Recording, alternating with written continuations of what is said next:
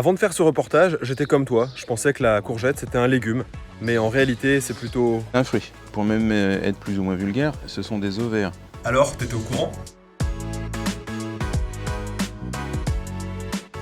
Lui, c'est Erwan, un super producteur de fruits et légumes basé à Lompont-sur-Orge dans l'Essonne. C'est un ancien ingénieur reconverti dans le maraîchage et surtout un militant du bio. Moi, je dépasse très largement le label bio. J'aimerais bien qu'il y ait un autre label qui soit créé, qui aille plus loin. Nous, on est entre la permaculture, le maraîchage sur sol vivant et un label bio, mais qui serait sans aucun produit chimique. Ah ouais, carrément, je suis bluffé. C'est-à-dire que là, moi, je veux que mes courgettes, elles se débrouillent toutes seules, qu'elles subissent des attaques de pucerons et qu'elles soient capables de se démerder toutes seules. On connaît tous la courgette, classique, longue, verte, sans fleurs. Mais Erwan, lui, ce qu'il préfère... C'est la toute petite courgette, là. Donc ça, c'est la courgette du jour. Pourquoi la courgette du jour? Parce que la fleur, elle s'est ouverte ce matin. D'accord. En fait, la courgette, quand elle est cueillie à ce stade-là, elle est très goûteuse. Donc si tu veux, je te fais goûter. Celle-là, c'est la courgette classique qui doit avoir 4 ou 5 jours. On voit la différence entre la partie qui est là et cette partie-là qui commence à être un peu spongieuse. Là, je t'ai donné le meilleur de la grosse. Déjà, je savais pas qu'on pouvait manger de la courgette crue, tu vois. Non, sérieux. Mais c'est digeste. Ah, c'est très digeste, ouais. Mais alors, il faut pas qu'elle soit vieille, quoi. Merci. Donc là, je sais pas si tu vois, on n'a pas du tout le même goût alors qu'elle vient de la même plante. Hein. Ah, c'est impressionnant. Ah ouais, c'est trop bon. C'est croquant et juteux à la fois. Pour relever le défi, il me fallait le nom d'un chef qui cuisine les produits d'Erwan. Donc là, moi, je peux te proposer Laura Zavan. Bonjour, c'est Erwan. Bonjour Erwan. Ça va, Laura? Erwan m'a recommandé auprès de Laura Zavan, et ça tombe bien, car elle avait besoin de fleurs de courgettes pour une de ses recettes. Pour la cueillette, c'est Christelle et son équipe qui s'y collent. Je vais me joindre à eux pour leur filer un coup de main. C'est parti, j'ai mon couteau, on va passer à la récolte. Oh, elle est petite, mais oula, il y a du monde là-dedans. Je prends soin de sélectionner uniquement les fleurs femelles, c'est-à-dire les fleurs qui poussent au bout des courgettes, contrairement aux fleurs mâles qui, elles, poussent au bout d'une tige.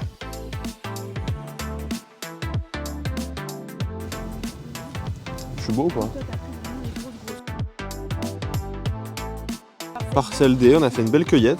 Enfin, surtout Christelle, hein. Moi j'y suis pour pas grand-chose. Erwan me donne un joli bouquet d'herbes fraîches, en plus des courgettes. Le tout va servir à la recette de Laura. Et c'est parti, direction Paris.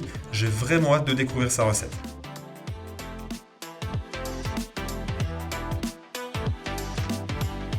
Cyril, aujourd'hui on va faire des fleurs de courgettes farcies à la ricotta. Parfait. Elle, c'est Laura, une super cuisinière d'origine italienne qui s'est fait connaître grâce à ses nombreux livres de cuisine italienne. D'ailleurs, la recette du jour est tirée d'un de ses livres. C'est parti, on commence avec la confection de la farce à la ricotta. Ricotta, La ricotta. tu m'as dit de bufflone. Là, j'ai choisi une ricotta buffone parce qu'elle est très crémeuse. Elle ajoute du sel et du poivre. La quantité de sel et de poivre dépend selon chaque fromage. Et je vais mettre voilà, quelques cuillères de parmesan. Elle ajoute un mélange d'herbes aromatiques composé de graines de coriandre fraîche, de menthe, de basilic. Selon Laura, il faut veiller à ne pas trop en mettre pour ne pas masquer le goût subtil de la fleur de courgette. Donc là, on a quoi? 2 cuillères d'herbe pour cette quantité de ricotta. Voilà. Elle mélange le tout, puis incorpore le zeste d'un joli citron bio, italien bien entendu. La farce est prête, il faut maintenant farcir les fleurs de courgette et préchauffer le four à 180 degrés. Alors là, on va préparer nos fleurs. Alors, pour les ouvrir, il faut faire délicatement parce qu'ils sont fragiles quand même. C'est mieux de déchirer doucement la fleur d'un côté. Donc là, on voit bien les pistils. Je l'enlève parce que il n'est pas au goût, il n'est pas très intéressant. Et je tourne.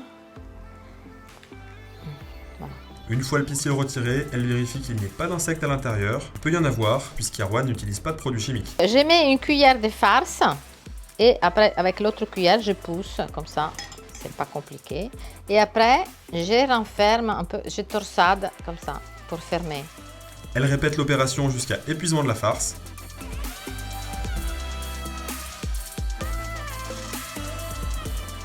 Elle coupe l'extrémité, puis incise la courgette en 3 pour faciliter la cuisson tout en gardant un côté croquant. Afin d'éviter que les fleurs ne brûlent à la cuisson, elle humidifie au pinceau avec une huile de très bonne qualité. Je mets un peu de chapelure avec un peu de parmesan.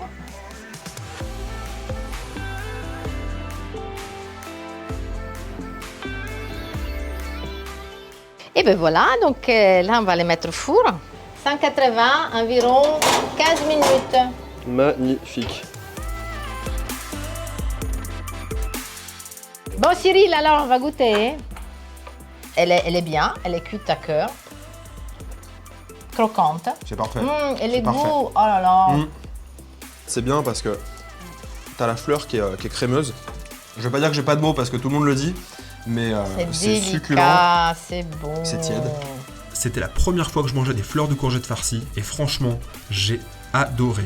Maintenant que tu connais la recette, te casse pas la tête et fais des fleurs de courgettes.